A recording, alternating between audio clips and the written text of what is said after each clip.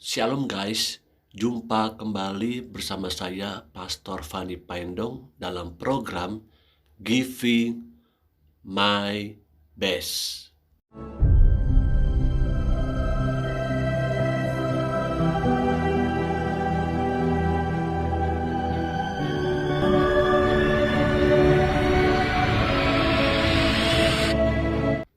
Mari kita berdoa. Tuhan Yesus, terima kasih buat hari ini. Kami mau belajar firman Tuhan kembali. Berfirmanlah bagi kami, karena kami sangat merindukan dan menantikannya. Dalam nama Tuhan Yesus Kristus, haleluya, amin. Teman-teman, menjadi pertanyaan di awal firman Tuhan hari ini adalah, apakah persamaan dari tokoh Alkitab Daud dan Gideon? Apakah kita dapat menemukannya dari kehidupan mereka berdua? Menurut saya, teman-teman, persamaan dari Daud dan Gideon dapat dilihat ketika Allah memanggil mereka menjadi alatnya. Karena mereka berdua, baik Daud dan Gideon, itu sementara sedang bekerja ketika Allah memanggil kedua orang muda tersebut. Daud sedang mengembalakan domba ternaknya yang hanya sangat sedikit jumlahnya, sedangkan Gideon sedang menjaga kebun anggur. Ini adalah sikap keteladanan yang dapat kita ambil dari kehidupan Daud dan Gideon.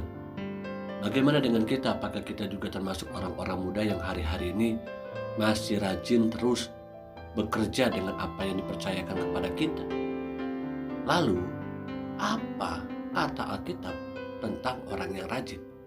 Saya percaya bahwa Alkitab ada begitu banyak sekali mengungkapkan kehidupan orang-orang yang rajin itu dapat bermanfaat bukan hanya bagi dirinya, tapi juga bagi orang lain. Terlebih lagi, Tuhan sangat senang sekali dengan orang-orang yang rajin.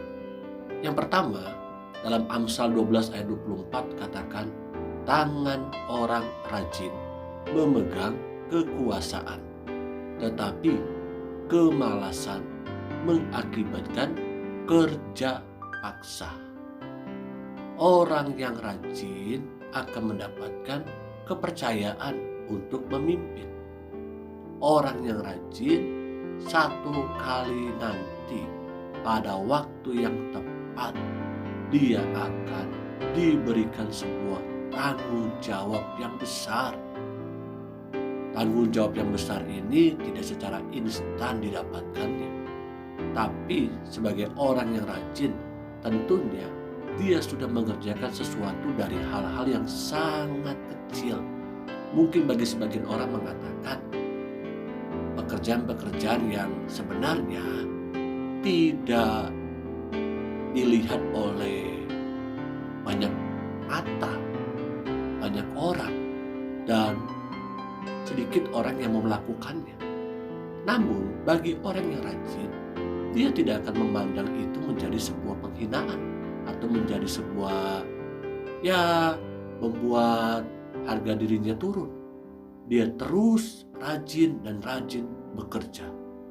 Seperti dalam 1 Raja-Raja pasal 11 ayat 28, Yerobeam adalah seorang tangkas.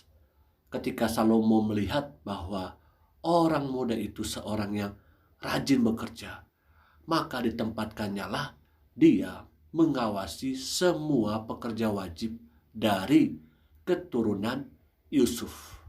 Manusia saja dapat menghargai orang-orang yang rajin bekerja, terlebih lagi Tuhan.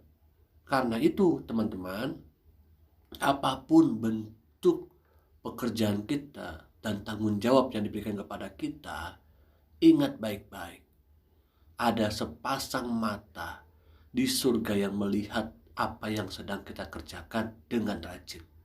Satu kali nanti Tuhan akan menempatkan orang-orang sekitar kita untuk mengangkat kita, untuk mempromosikan kita, bahkan menjadi seorang pemimpin. Amin. Yang kedua, Amsal 10 ayat 4 katakan, tangan yang lamban membuat miskin, tetapi tangan orang rajin menjadikan kaya. Orang yang rajin akan mendapatkan harta berlimpah. So artinya, orang yang rajin akan mendapatkan buah hasil daripada kerajinannya. Jangan pernah takut, jangan pernah khawatir teman-teman. Apa yang kita tabur, yaitu kerajinan, kita akan mendapatkan sebuah hasil. Sekali lagi, hasilnya memang tidak secara instan, tapi hasilnya itu akan bertambah-tambah seperti halnya sebuah tabungan. Dan ketika waktunya tiba, maka tabungan itu akan berlimpah-limpah. Dan buah kerajinan kita itu akan mendapatkan sebuah hasil yang luar biasa, yang tidak pernah kita pikirkan sebelumnya kita dapatkan, karena Tuhan menolong dan menyertai kita. Amsal 6 ayat 6 sampai dengan 8 katakan, hai pemalas, pergilah kepada semut, perhatikanlah lakunya, dan jadilah bijak. Biarpun tidak ada pemimpinnya, pengaturnya, atau penguasanya, ia menyediakan rotinya di musim panas dan mengumpulkan makanannya pada waktu panen. Kita belajar dari semut. Semut itu setiap hari bekerja, rajin bekerja. Orang yang malas, dikatakan oleh Amsal, belajarlah pada semut. Lihat lakunya, lihat perilakunya. Walaupun tidak ada pemimpinnya, walaupun tidak ada pengaturnya, dia tetap rajin. Mentalnya rajin. Bagaimana dengan kita sebagai orang-orang muda? Ketika kita dilihat oleh manusia, mungkin baru kita sungguh-sungguh melakukannya. Saya percaya teman-teman tidak seperti itu. Mau dipuji, mau tidak dipuji, mau dilihat maupun tidak dilihat oleh manusia, kita tetap rajin mengerjakannya. Karena kemalasan itu mendatangkan kemiskinan. Bahkan kemalasan jika dibiarkan itu akan menjadi sebuah karakter dan sangat merugikan buat kita sebagai orang-orang muda yang harusnya di usia produktif kita banyak melakukan hal-hal positif, hal-hal yang benar. Pesan terakhir dalam Roma pasal 12 ayat 11 katakan, janganlah hendaknya kerajinanmu kendor, biarlah rohmu menyala-nyala dan layanilah Tuhan. Kalau ada di antara teman-teman hari-hari ini mulai kendor kerajinannya, kembali Paulus ingatkan kepada kita, jangan sekali-kali kita lengah, jangan buat celah sehingga kita akhirnya menjadikan itu sebuah karakter, yaitu kemalasan. Biarlah kita memiliki karakter menjadi orang-orang muda yang rajin bekerja, yang rajin melayani, yang rajin memberi, yang rajin membantu orang, yang rajin belajar, yang rajin terus mencoba dan mencoba. Sesungguhnya orang yang sukses itu tidak hanya orang yang memiliki intelektual yang tinggi, IQ yang hebat, tapi orang yang sukses adalah orang yang rajin, yang terus tekun mencoba dan mencoba. Seperti contohnya Thomas Alva Edison. Dia adalah pribadi yang sangat rajin. Buktinya apa? Karena dia tekun mencoba dan mencoba. Amin. Kiranya firman Tuhan yang singkat ini dapat menolong kita teman-teman untuk memiliki karakter yang rajin. Mari kita tundukkan kepala, kita berdoa. Tuhan Yesus, terima kasih buat firman Tuhan hari ini. Kami belajar untuk menjadi orang-orang muda yang rajin seperti Daud, seperti Gideon, sehingga pada waktunya kami akan mendapatkan hasil, menerima upah dari kerajinan kami. Karena Tuhanlah yang menyertai kami, seperti Yusuf yang penuh dengan Roh Allah, dan Tuhan membuat Yusuf menjadi orang muda yang berhasil. Kami berdoa buat teman-temanku ini, biar mereka pun berhasil, sukses, nama Tuhan dimuliakan.